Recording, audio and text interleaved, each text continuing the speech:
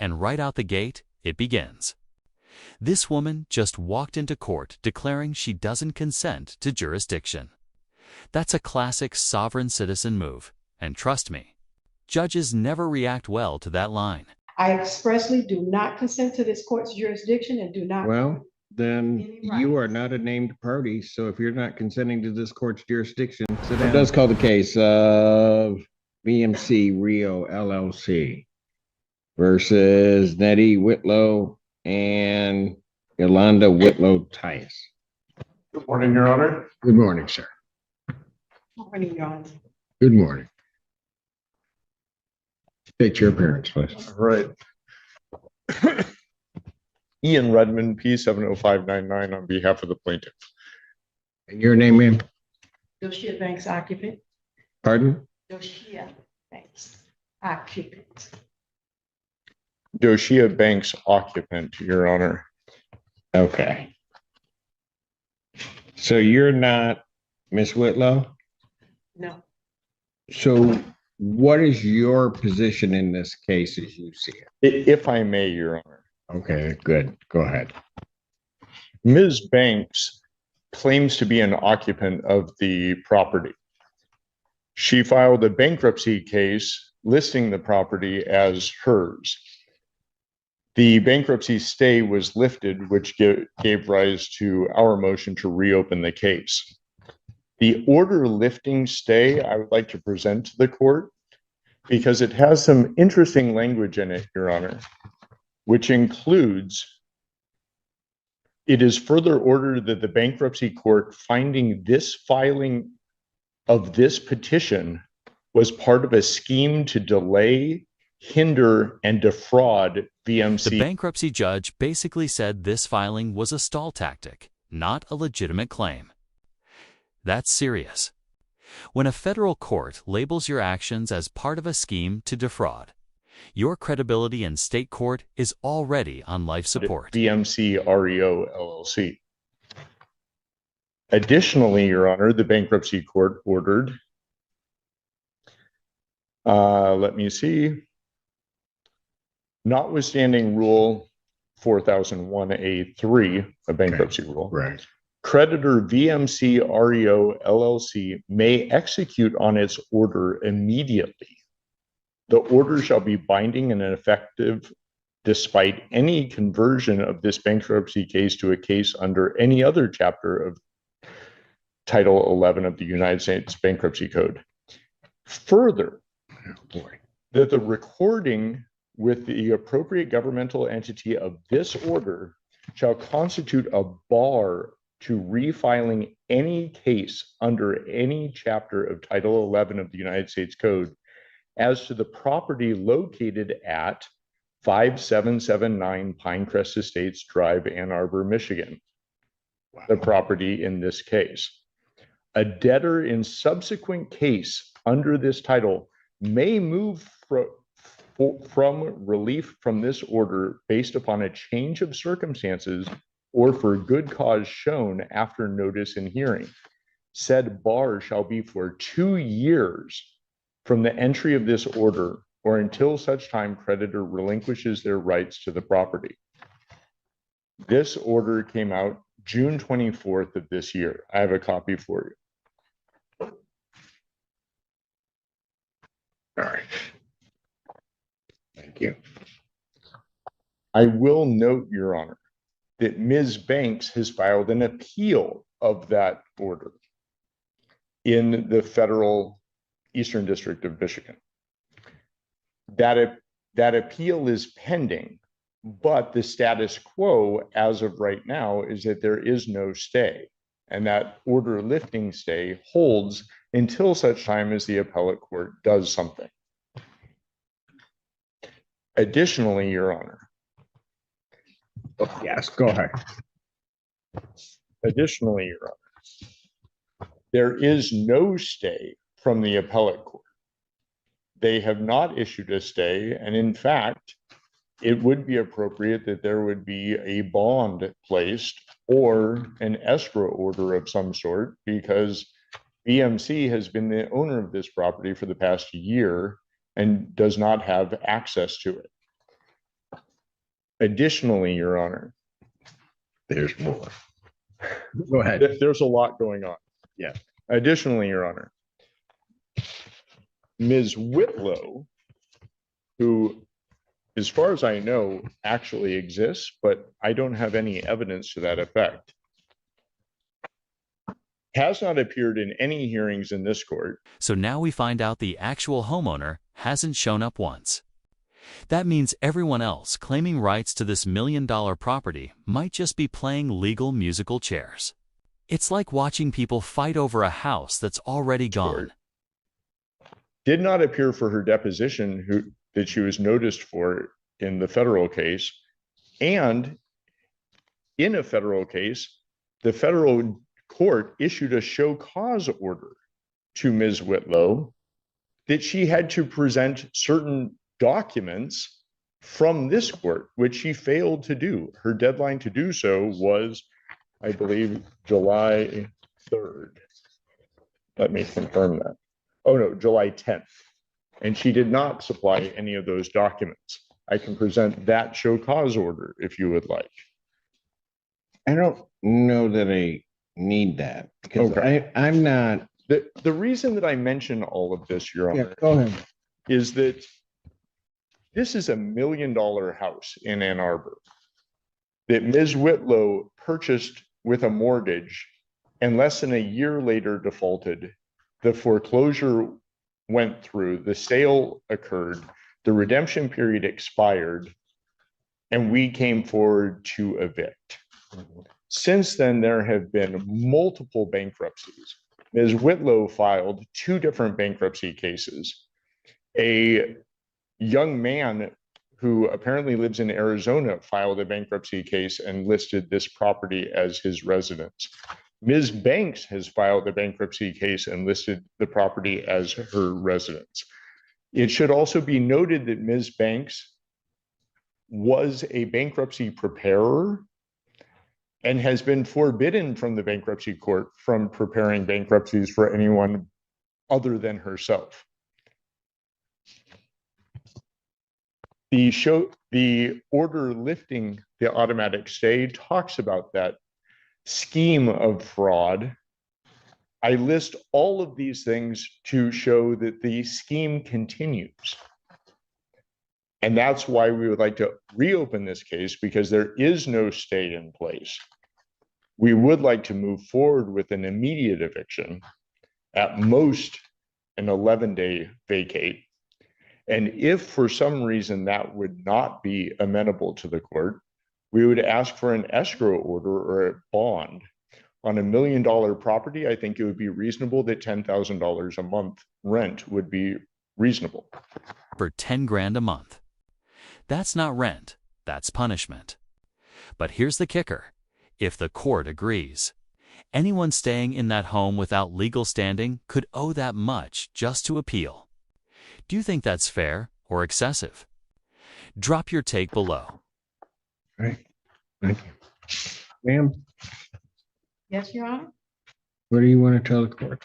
Well, just for 60 seconds, and then I wrote something up because I am nervous, quite nervous. But I, Doshia Banks, respectfully appear specially and conditionally for the sole purpose of protecting federally vested occupancy rights and opposing unlawful state action. I expressly do not consent to this court's jurisdiction and do not. Well, then Any you rights. are not a named party. So if you're not consenting to this court's jurisdiction, sit down. The judge just ended her whole argument in one sentence. You can practically hear the frustration if you don't recognize this court. Then this court doesn't recognize you? That's a mic drop in judicial form. Oh, You can go because you're not a named party. I have a lease. You are not a named party on this. You may have a lease with someone else, and No, then I have you a can lease go with- challenge it. With who? With Whitlow. Ms. Then Whitlow, who you is need to supposed- go against Miss Whitlow. Pardon me? Then you may need to go against Miss Whitlow. But if you're not consenting to the jurisdiction of this court, you might as well just sit down. You are not a named party. I do not have to hear from you. Oh, I see. So I need to, I don't know what you need to do, but well, let me respond. to what? You're not consenting to the jurisdiction of this court. Why am I hearing from you? I'm recanting You're recanting what? what I just stated. Which part? The part that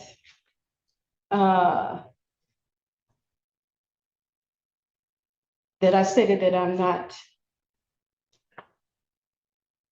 oh, I lost my spot, not consenting to this court's jurisdiction. So I'm going to recant that So you are consenting to this court's jurisdiction? at this moment. Well, no, it doesn't work that way. You don't get to say, well, now it's okay, and then not later say no. Okay. You know what? Here's the problem. You've not filed anything with this court. No. So I don't know why, on those grounds, why I'm hearing from you. Okay.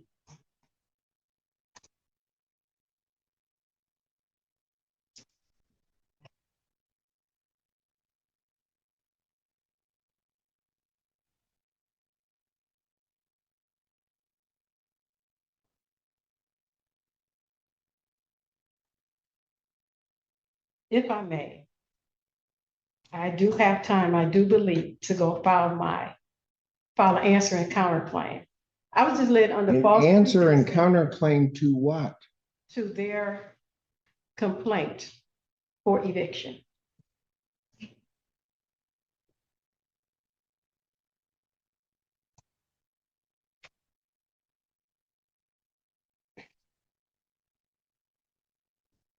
You have a lease with, allegedly, with Miss Whitlam. Correct. Then that is who you need to pursue it against, Okay. And or whatever the heck you're doing. well, Because you don't have, there is no privity of contract to the extent there would be, or relationship as between the plaintiff in this case and you.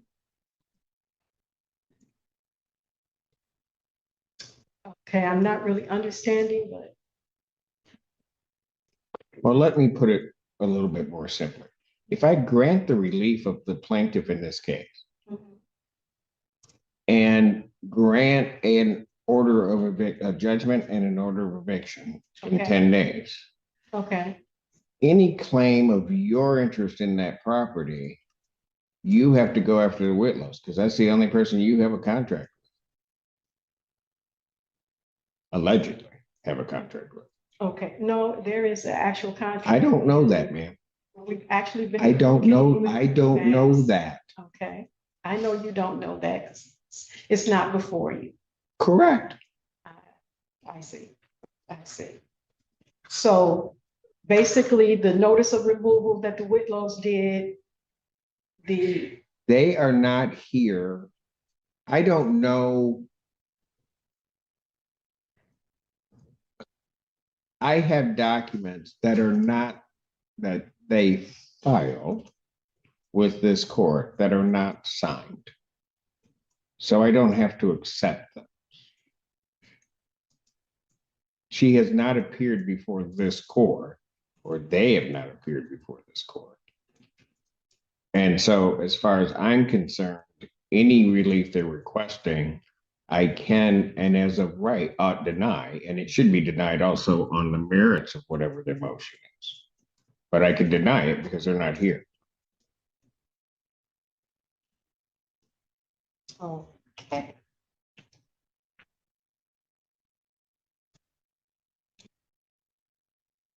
Again,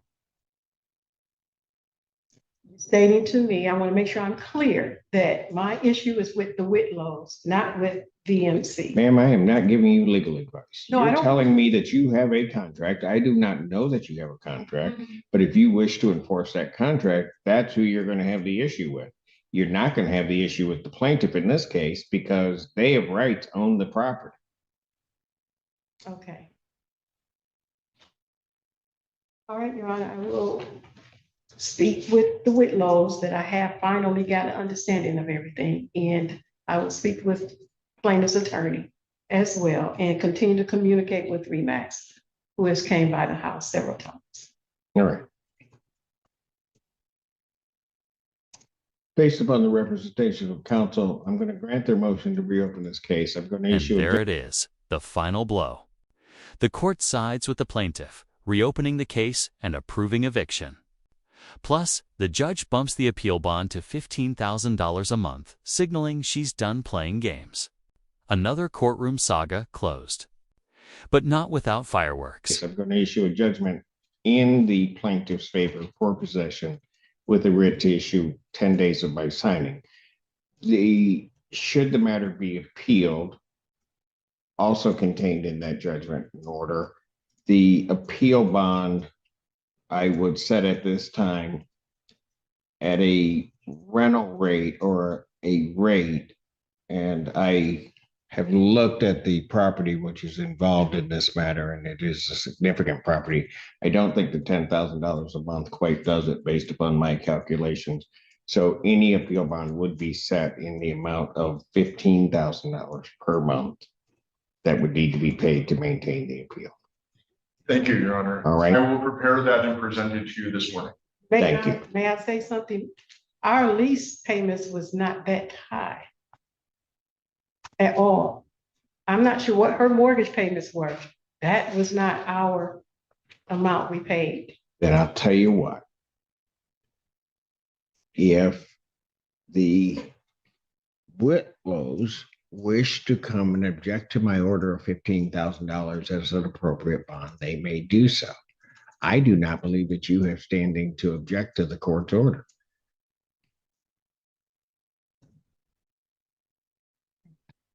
Thank you. Thank you, Okay. Your Honor. Thank you. I know, you didn't write anything. We'll await. I did. Oh, No. no, I don't think so. I don't know if Mr. Fink is ready on. Mr. Fink, are you ready? But hold on. I'm going to take about a 10-minute break because my head is hurting right this minute. Well, it's not hurting. I mean, I could go on, but I need about 10 minutes after that. Thank you, Your Honor.